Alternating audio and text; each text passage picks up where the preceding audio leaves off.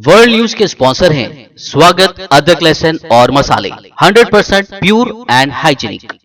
अस्सलाम वालेकुम, आदाब। मैं हूं खलील फरहाद और आप देख रहे हैं वर्ल्ड न्यूज़। पहले देखते हैं हेडलाइंस।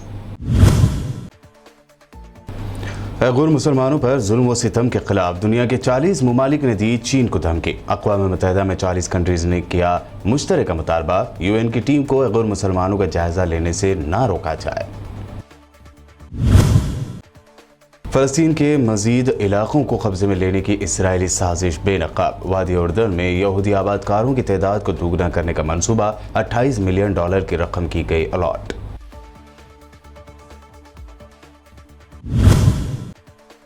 तुर्की में इसराइल की खुफिया एजेंसी मोसाद के बड़े नेटवर्क का किया गया पर्दाफाश। 15 जासूस गिरफ्तार। फॉरेन स्टूडेंट्स की इंफॉर्मेशन इसराइल को सौंपी थी, जो फ्यूचर में डिफेंस इंडस्ट्री में कर सकते थे काम। पीएम मोदी के 100 करोड़ वैक्सीन डोज फ्री देने के दावे को कांग्रेस ने बताया आधा अधूरा सच। कांग्रेस लीडर गौरव वल्लभ ने वैक्सीन पहली मर्तबा तैयार होने की बात को कहा, देश के कोरोना वॉरियर्स की हुई है तौहीन। पीएम मोदी के वैक्सीनेशन में VIP कल्चर ना होने देने के दावे को असदुद्दीन ओवैसी ने बताया गलत। कहा, मोदी सरकार की गैर सलाहियत और दूरअंदेशी की कमी से सेकंड वेव में गई लाखों जानें, इस नुकसान को हम कभी नहीं भूलेंगे। महाराष्ट्र के मिनिस्टर नवाब मलिक ने अब NCB को लेकर किए नए खुलासे। कहा, बॉलीवुड को बदनाम करने की साजिश का जल्द करेंगे पर्दाफाश, जारी करेंगे नए प्रूफ।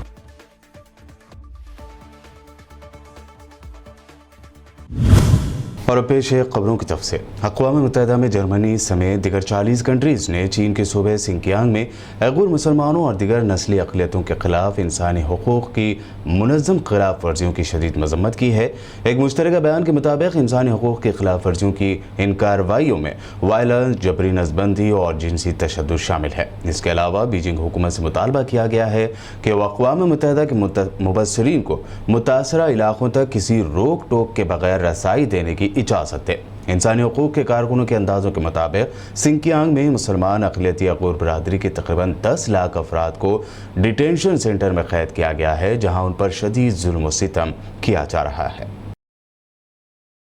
अबरानी अखबार इसराइल ह्यूम ने इंकशाफ किया है कि इसराइली वज़ारत तामीरात और हाउसिंग जल्द ही मकबूजा मगरबी किनारे के मशरक़ में वादी उर्दन के साथ यहूदी आबादकारों की तादाद को दोगुना करने का मनसूबा तैयार करना शुरू कर देगी। अखबार ने कहा है कि मुजव्विज़ा मनसूबा इसराइली हुकूमत की कैनेसेट यानी इसराइली पार्लियामेंट में रियासती बजट की मंजूरी के बाद पेश किया जाएगा। अखबार ने मजीद कहा कि इस मनसूबे का मकसद वादी उर्दन में यहूदी बरादरी को मजबूत बनाना है। अखबार के मुताबिक इसराइली हुकूमत 90 मिलियन शेकल, जो करीब $28 मिलियन होते हैं, इतनी रकम अलॉट करेगी, जो कि इस स्कीम को नाफिज करने के लिए पूरी मुद्दत में तकसीम की जाएगी। बजट में यहूदी बस्तियों में समाजी ढांचे को मजबूत बनाने की हिदायत की जाएगी। तुर्की में इसराइल की खुफिया एजेंसी मोसाद के बड़े नेटवर्क का पर्दाफाश किया गया है। तुर्क अखबार सबाह ने इंकशाफ किया कि तुर्क इंटेलिजेंस ने इसराइली मोसाद से वाबस्ता एक नेटवर्क को गिरफ्तार किया है, जो तुर्की में इसराइल के लिए जासूसी कर रहा था। अखबार ने निशानदही की है कि तुर्क इंटेलिजेंस के हाथों गिरफ्तार होने वाले नेटवर्क में 15 लोग शामिल हैं, जो अलग अलग सेलों के अंदर काम कर रहे थे। इस नेटवर्क में तीन अफराद पर मुश्तमिल अलग अलग टीमें थी। रिपोर्ट में निशानदही की गई है कि नेटवर्क को एक खुफिया ऑपरेशन में गिरफ्तार किया गया था, जो 7 अक्टूबर 2021 को किया गया था। उनकी 1 साल तक रैकी की गई और उनकी सरगर्मियों पर खुसूसी नज़र रखी गई थी। उन्हें इंटेलिजेंस में स्टेटस ऑफिसर कहा जाता है। इंटेलिजेंस में केस ऑफिसर एक एक्सपर्ट है और एजेंटों के नेटवर्क के इंतजाम में तरबियत याफ्ता है। ये नेटवर्क मुतादिद केस ऑफिसर्स के दरमियान राब्ते के लिए पब्लिक फ़ोन इस्तेमाल करता रहा है। मोसाद के लिए काम करने वाले इस नेटवर्क ने जासूसी की कार्रवाइयों के एवज इसराइल से रकूम वसूल करने का एतराफ़ किया है। इन जासूसों पर इल्ज़ाम है कि उन्होंने मोसाद को तुर्क शहरियों और मुल्क में तालीम हासिल करने वाले गैर मुल्की तलबा के बारे में मालूमात फराहम की है। रिपोर्ट के मुताबिक मोसाद के लिए काम करने वाले इन जासूसों ने इन स्टूडेंट्स के बारे में मालूमात फराहम की, जो मुमकिना तौर पर फ्यूचर में डिफेंस इंडस्ट्री में काम करेंगे। तुर्की की जानिब से इस नेटवर्क को बेनकाब करने से इसराइल को बड़ा झटका लगा है। सीरिया यानी शाम के बाज़ इलाकों में दहशतगर्दों के खिलाफ कार्रवाई करने वाले तुर्की के सदर रजब तैयब एर्दोगान ने शामी फौज पर भारी हथियारों से हमले की धमकी दी है। रशिया टुडे के मुताबिक रजब तैयब एर्दोगान ने कहा कि तुर्क हुकूमत इदलिब में शामी फौज के खिलाफ भारी हथियार इस्तेमाल करेगी। उन्होंने शाम में तुर्क फौजियों की मौजूदगी का दिफा करते हुए इसे कार्रवाई से ताबीर किया और कहा कि तुर्क फौज शाम से पीछे हटने का इरादा नहीं रखती, बल्कि इस मुल्क में अपनी कार्रवाई जारी रखेगी। दूसरी तरफ तुर्की की पार्लियामेंट में इराक, शाम और लेबनान में दहशतगर्दी के खिलाफ कार्रवाई के लिए तुर्क फौजियों की मौजूदगी की मुद्दत बढ़ाने का बिल पेश कर दिया गया है, जिस पर एर्दोगान ने दस्तखत भी कर दिए हैं। अमेरिकी सदर जो बाइडेन के मुताबिक चीन की जानिब से ताइवान पर हमला करने की सूरत में अमेरिका इसका डिफेंस करेगा यानी दिफा करेगा। बाइडेन के बकौल अमेरिकी हुकूमत पर इस बात की जिम्मेदारी आयद होती है। बाइडेन का मजीद कहना है कि अमेरिका चीन के साथ तनाज़े तलाश नहीं कर रहा, लेकिन बीजिंग को ये बात समझना होगी कि वाशिंगटन अपना इरादा तब्दील नहीं करेगा। अमेरिका ने बुनियादी तौर पर हथियारों की फराहमी में ताइवान के साथ ताउन किया है। बीजिंग हुकूमत ताइवान को एक आज़ाद जमहूरी मुल्क के बजाय अपना एक हिस्सा तस्वुर करती है और वो इसके दोबारा इत्तेहाद के लिए भी कोशिशें कर रही है। उधर ताइपे हुकूमत का कहना है कि वो अपने दिफा के लिए पुरज़्म है। एटमी तवानाई की बैनुल-अक़वामी एजेंसी के डायरेक्टर जनरल राफेल ग्रोसी ने कहा है कि ईरान और अमेरिका जोहरी मुआहदे JCPOA के बारे में बातचीत का फैसला कुन मरहला अंजाम देने वाले हैं। राफेल ग्रोसी ने अमेरिकी अखबार वाशिंगटन पोस्ट से इंटरव्यू में कहा, ईरान ने उन्हें सियासी रहनुमाओं से मुलाकात के लिए दौरे की दावत दी है। जोहरी तवानाई की बैनुल-अक़वामी एजेंसी के डायरेक्टर जनरल ने कहा है कि वो ईरान के एटमी प्रोग्राम की निगरानी में रुकावट समेत इन सभी अहम पॉइंट्स पर बात करेंगे जो जोहरी मुआहदे JCPOA की वापसी को मुश्किल बना सकते हैं। राफेल ग्रोसी ने कहा कि जोहरी मुआहदे के फरीकों रूस, चीन, ब्रिटेन, फ्रांस और अमेरिका ने उनसे कहा है कि अगर एजेंसी की निगरानी पूरी तरह बहाल नहीं हुई तो इस तरह के इत्तेफाक का हुसूल बहुत सख्त हो जाएगा। रूस के सदर व्लादिमीर पुतिन ने लेबनान की सियासत में हिजबुल्लाह के रोल की तारीफ की है। पुतिन ने लेबनान के सियासी हल्के में हिजबुल्लाह तहरीक के किरदार को अहम करार दिया है। पुतिन ने तफरीही शहर सूची में विल्दाई डिस्कशन क्लब में रूसी सूबों के सरबराहों के इजलास के अख्तिताम पर कहा कि मैं जानता हूँ कि अलग अलग मुल्क में हिजबुल्लाह के बारे में लोगों के अलग अलग नज़रियात हैं, लेकिन रूस के नुक्ते नज़र से हिजबुल्लाह लेबनान में अहम सियासी ताकत है।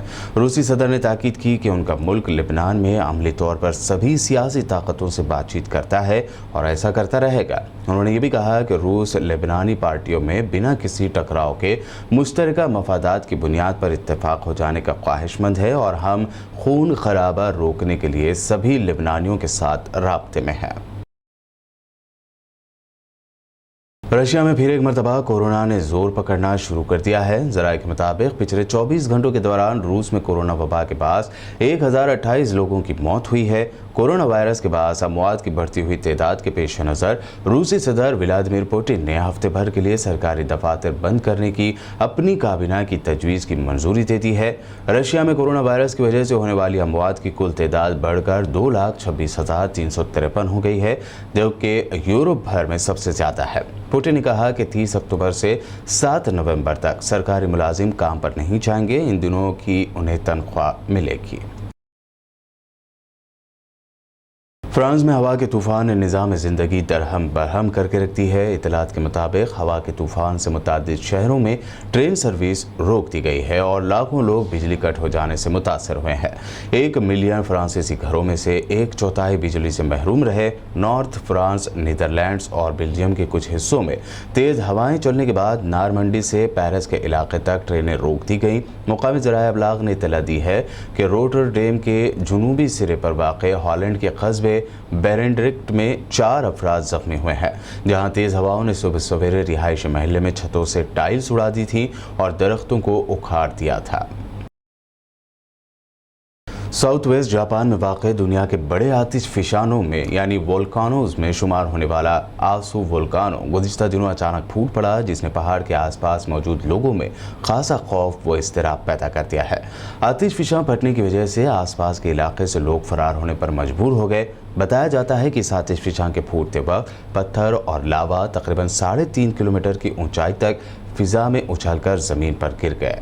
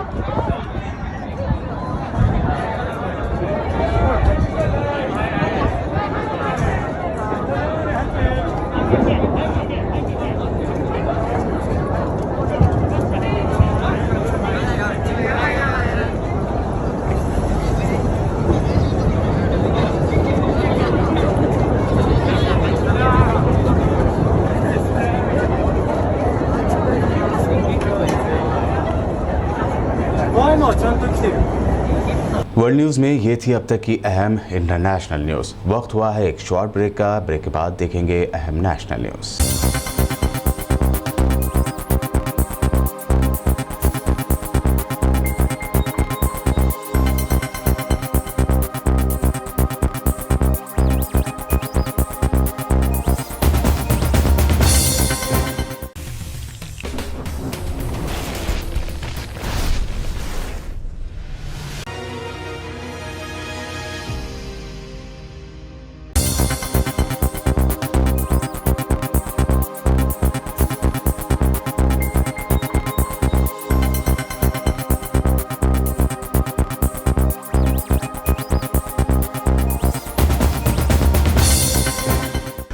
ब्रेक के बाद आइए अब देखते हैं अहम national news. 100 crore vaccine dose मुफ्त देने का दावा करने के बाद पीएम मोदी कांग्रेस के निशाने पर आ गए हैं। कांग्रेस लीडर प्रोफेसर गौरव वल्लभ ने प्रेस कॉन्फ्रेंस में 100 करोड़ वैक्सीन डोज देने की आधी अधूरी सच्चाई बताई। साथ ही फ्री वैक्सीन के दावे पर भी उन्होंने जमकर तनकीद की। यहाँ एक कहावत है हिंदी में, नीम हकीम खतराए जान, अर्थात half knowledge is always dangerous. क्योंकि प्रधानमंत्री जी जब डाटा पे बात करते हैं, जब कोई इश्यू पे बात करते हैं, तो master in entire political science है, तो पॉलिटिकल साइंस पे तो बात कर सकते हैं। मास्टर इन इवेंटोलॉजी है तो उस पे तो बात की जा सकती है उनके द्वारा। मास्टर्स इन वस्त्रोलॉजी है, जिसमें वस्त्र देख के आदमी का चरित्र पहचानने की उनमें कला है, उस पे वो बात कर सकते हैं। पर जब वो एक बहुत ही इम्पॉर्टेंट सेंसिटिव इश्यू जो कि कोरोना का वैक्सीनेशन है, उस पे बात करते हैं, तो उनसे और उनके ऑफिस से देश ये अपेक्षा करता है कि पूरी जानकारी और सही जानकारी देश के समक्ष रखें। उसी संदर्भ में मैं 2-3 इश्यूज लेके आया हूँ। प्रधानमंत्री जी ने कहा कि देश में पहली बार वैक्सीन बने हैं। साथियों, मैं ये मानता हूँ कि इससे बड़ा भारत की वैज्ञानिक कम्युनिटी, भारत के रिसर्चर्स, भारत की फार्मा इंडस्ट्री, भारत के डॉक्टर्स, भारत के कोरोना वॉरियर्स, भारत के नर्सेज, इससे बड़ा इनका अपमान नहीं किया जा सकता। और मैं तथ्य लेके आया हूं और आंकड़ों पे आंकड़े हैं मेरे पास कि भारत की वैक्सीनेशन, क्योंकि भारत को तो दुनिया का वैक्सीनेशन हब कहा जाता है, जहां पर दुनिया का वैक्सीन बनता है, उस देश के फार्मा इंडस्ट्री और रिसर्चर्स के लिए प्रधानमंत्री जी ने बोला पहली बार ये हो रहा है। हमें डर लग रहा था कि हमें नहीं आता है। प्रधानमंत्री जी, मैं आपको याद दिलाना चाहता हूं कि 1962 में ट्यूबरकुलोसिस कंट्रोल प्रोग्राम भारत में सबसे पहले शुरू किया गया। 1975 में 20 पॉइंट प्रोग्राम के तहत वैक्सीनेशन चालू की गई। 1985 में यूनिवर्सल इम्यूनाइजेशन प्रोग्राम भारत की सरकार ने शुरू किया। 1986 में immunization as a part of national technology mission भारत की सरकार ने शुरू किया। लेप्रेसी इरेडिकेशन प्रोग्राम, कुष्ठ रोग इरेडिकेशन प्रोग्राम 1986 में चालू हुआ और 2011 में देश की पहली वैक्सीन नीति बनी। मैं प्रधानमंत्री जी को याद दिलाना चाहता हूं कि 1985 में स्वर्गीय श्री राजीव गांधी जी ने 6 डिजीज, जिसमें BCG, tuberculosis, polio, DPT, measles, tetanus, इनके खिलाफ एक जंग लड़ी। पर हमने इवेंटोलॉजी नहीं करी, हमने थैंक यू करके पूरे देश में इश्तिहार नहीं लगाए कि थैंक यू फलाना जी, ऐसा इश्तिहार नहीं लगाया। हमने ये बताने की कोशिश नहीं करी कि ये मुफ्त है, क्योंकि इस देश में कुछ भी मुफ्त नहीं है, क्योंकि हमारा ही पैसा है, करदाताओं का पैसा करदाताओं पर खर्च हो रहा है। इसलिए ये कहना कि मुफ्त क्या होता है? मुफ्त तो जब हम माने जब भारतीय जनता पार्टी को जो इलेक्टोरल बॉन्ड में पैसा मिल रहा है उससे वैक्सीनेशन प्रोग्राम चालू करे तो मुफ्त माना जाएगा। आप क्या मुफ्त? 23 लाख करोड़ रुपया आपने सिर्फ ईंधन पर, पेट्रोल और डीजल पर एक्साइज ड्यूटी से कमाया है, और 23 लाख का 2% आपने 35,000 करोड़ वैक्सीनेशन पे डाला है। मैं तो प्रधानमंत्री जी को कहता हूं कि वैक्सीन सर्टिफिकेट में आपकी फोटो नहीं होनी चाहिए, तेल भराते हुए उस व्यक्ति की फोटो होनी चाहिए जो तेल भरा के वैक्सीनेशन की फंडिंग कर रहा है, अगर आप मानते हैं कि तेल के पैसों से वैक्सीनेशन की फंडिंग हो रही है। हिंदुस्तान में 100 करोड़ लोगों को वैक्सीन देने का दावा करते हुए मोदी सरकार ने जश्न मनाया है। इस मौके पर पीएम मोदी ने दावा किया था कि वैक्सीनेशन में वीआईपी कल्चर नहीं होने दिया गया। पीएम मोदी के इसी दावे पर मजलिस इत्तेहादुल मुस्लिमीन के सदर और हैदराबाद रुकन पार्लियामेंट बैरिस्टर असदुद्दीन ओवैसी ने ट्वीट किया है। अपने ट्वीट में असदुद्दीन ओवैसी ने लिखा कि सिर्फ इंडिया के पास 25% exclusive corporate sector vaccine quota है। अपने ट्वीट में आगे असदुद्दीन ओवैसी ने लिखा कि कैंपेन शुरू होने से सिर्फ 5 दिन पहले ही मोदी ने पहला वैक्सीन का ऑर्डर दिया था। उन्होंने रियासतों और लोगों को अपने किस्मत के भरोसे छोड़ दिया था। उन्होंने अपनी पॉलिसी सिर्फ सुप्रीम कोर्ट की मदाखलत के बाद बदल दी। गैर सलाहियत और दूरअंदेशी की कमी की वजह से कोरोना की दूसरी लहर में लाखों लोगों की जान चली गई। हमने अपनों को खो दिया। नज़रअंदाजी और दूरअंदेशी की कमी की वजह से होने वाली जानों के इस नुकसान को हम कभी नहीं भूलेंगे। बिहार में बीजेपी के खिलाफ शुरू किया गया सबसे बड़ा इत्तेहाद महागठबंधन टूट गया है। कांग्रेस ने साल 2024 के लोकसभा इलेक्शन में सभी 40 सीटों पर अकेले लड़ने का ऐलान किया है। कांग्रेस बिहार इंचार्ज भक्त चरण दास ने साथ ही इस बात का भी दावा किया कि बिहार में इस अलायंस के टूटने के पीछे लालू यादव के बेटे तेजस्वी यादव जिम्मेदार हैं। बिहार में पिछले साल असेंबली इलेक्शन से पहले कांग्रेस, आरजेडी और लेफ्ट पार्टीज ने मिलकर महागठबंधन बनाया था। दरअसल आरजेडी और कांग्रेस में पिछले कुछ दिनों से सब कुछ ठीक नहीं चल रहा था। वजह है कि रियासत की 2 असेंबली सीटों पर हो रहा बाय इलेक्शन। इस इलेक्शन में अलायंस के तहत जाने के बजाय तेजस्वी यादव ने कांग्रेस की रिवायती सीट से भी अपना उम्मीदवार खड़ा किया, जिस पर कांग्रेस ने शदीद नाराजगी जाहिर की थी और कहा था कि तेजस्वी यादव ने जल्द ही वो बीजेपी से हाथ मिला लेंगे। समाजवादी पार्टी के सदर और उत्तर प्रदेश के फॉर्मर सीएम अखिलेश यादव ने बीजेपी की हुकूमत के एक मिनिस्टर के बयान पर तंज कसते हुए जुमा को कहा कि अब मंत्री जी को भी पेट्रोल की जरूरत नहीं पड़ेगी क्योंकि जनता उन्हें पैदल कर देगी। बता दें कि यूपी के स्पोर्ट्स मिनिस्टर उपेंद्र तिवारी ने कल जुमेरात को जालौन में मीडिया से बात करते हुए दावा किया था कि हर शख्स इनकम के हिसाब से पेट्रोल और डीजल की कीमतें बहुत कम बढ़ी है और 95% लोगों को पेट्रोल की जरूरत ही नहीं है। योगी के मिनिस्टर का कहना था कि आज मुट्ठी भर लोग हैं जो 4 पहिया गाड़ी से चल रहे हैं जिनके लिए पेट्रोल की जरूरत है। आज समाज के अंदर 95% यानी 95% लोग हैं जिन्हें पेट्रोल डीजल की जरूरत नहीं है। अखिलेश यादव ने ट्वीट करते हुए मजीद लिखा कि सच्चाई तो ये है कि 95% जनता को भाजपा की जरूरत नहीं है। थार में तो डीजल पड़ता है ना। थार गाड़ी के हवाले से अखिलेश यादव ने लखीमपुर खीरी में किसानों को थार गाड़ी से कुचलने के वाक़े की जानिब इशारा किया है। उत्तर प्रदेश के सीएम योगी आदित्यनाथ के प्रोग्राम में सिक्योरिटी को लेकर बड़ी गलती की बात सामने आई है। बताया गया है कि योगी के ये प्रोग्राम जिला बस्ती में था और इस प्रोग्राम में एक शख्स लाइसेंस वाली रिवॉल्वर लेकर ऑडिटोरियम में घुस आया। हालांकि सीएम के प्रोग्राम में आने से पहले ही उस शख्स को पुलिस ने पकड़ लिया। योगी के प्रोग्राम में सिक्योरिटी से मुताल्लिक हुई इस गलती के मामले में फिलहाल 4 पुलिस एहलकारों को सस्पेंड कर दिया गया है। पंजाब के सीएम चन्नी पर शदीद तनकीदी हमले और इल्ज़ाम लगाते हुए आम आदमी पार्टी लीडर राघव चड्ढा ने प्रेस कॉन्फ्रेंस की। उन्होंने दावा किया कि पंजाब के जिन किसानों के साथ होर्डिंग लगवाकर सीएम चन्नी ने तारीफें लूटी, उनको भी मुआवजे की एक फूटी कौड़ी नहीं मिली है। पूरे मालवा में 1 लाख हेक्टेयर से ज़्यादा हमारा नरमे की फसल गुलाबी सूंडी से बर्बाद हो गई। तो माननीय मुख्यमंत्री साहब, जिन्हें मैं ड्रामेबाज चीफ मिनिस्टर कहता हूं, चन्नी साहब अपनी कैमरे की फौज के साथ उस पिंड में खेत में पहुंच गए। उस खेत में गए दौरे पे तो किसानों से मिले। किसानों को जबरदस्ती गले लगाकर झप्पी डालकर फोटो भी खिंचवाई और कहा मैं तुम्हें मुआवजा दूंगा। उस फोटो को ड्रामेबाज चीफ मिनिस्टर चन्नी साहब ने पंजाब में हर जगह छाप दिया, हर जगह लगा दिया।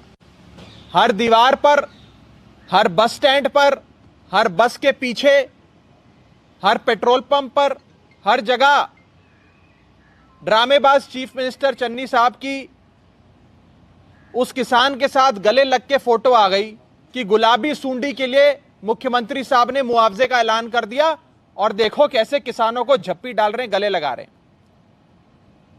लेकिन आज उस दौरे को 1 महीना हो गया, किसी को भी, एक भी किसान को मुआवजा नहीं मिला।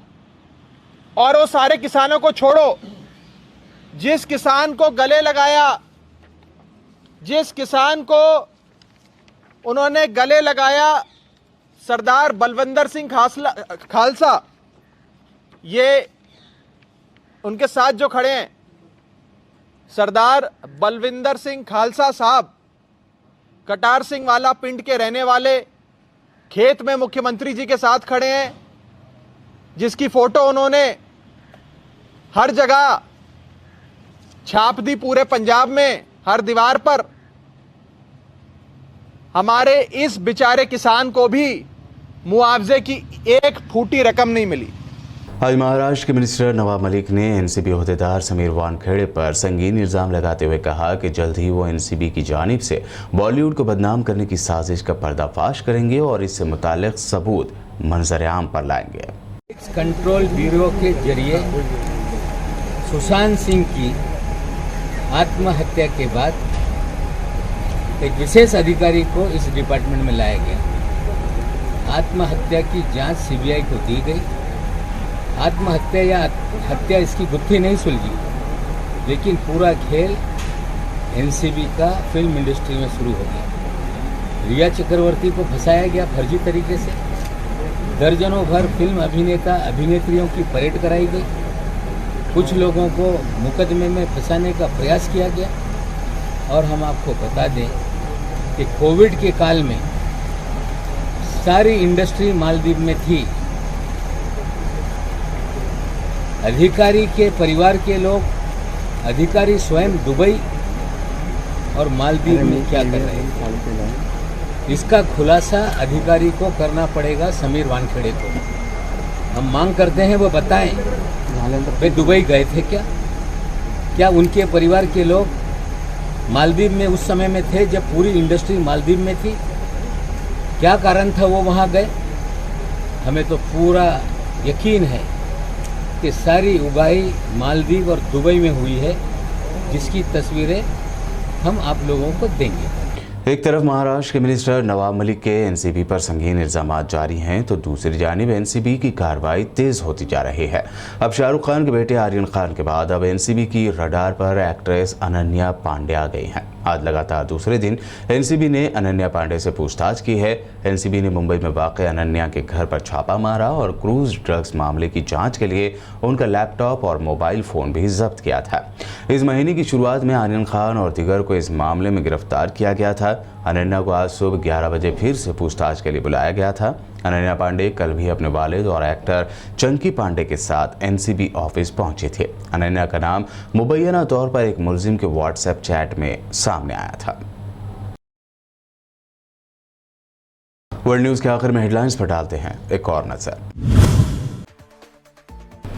उइग़ुर मुसलमानों पर जुल्म व सितम के खिलाफ दुनिया के 40 ममालिक ने दी चीन को धमकी। अक़वाम मुत्तहिदा में 40 कंट्रीज़ ने किया मुश्तरका मुतालबा, यूएन की टीम को उइग़ुर मुसलमानों का जायजा लेने से ना रोका जाए। फ़लस्तीन के मज़ीद इलाक़ों को कब्ज़े में लेने की इसराइली साजिश बेनकाब। वादी उर्दन में यहूदी आबादकारों की तादाद को दोगुना करने का मंसूबा, $28 मिलियन की रकम की गई अलॉट।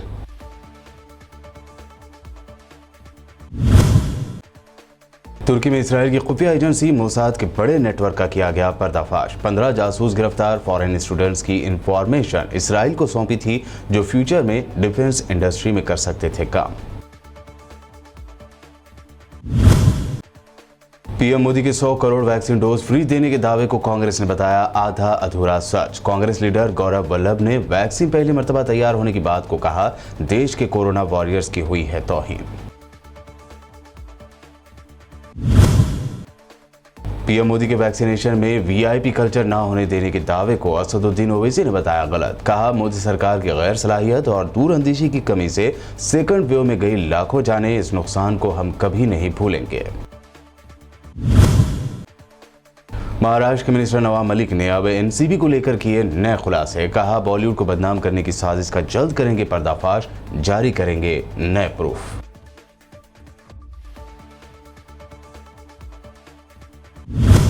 वर्ल्ड न्यूज में अभी आपने देखी अहम इंटरनेशनल और नेशनल न्यूज। ताज़ा तरीन खबरों और दिलचस्प प्रोग्राम्स के लिए देखते रहिए बीबीएन चैनल।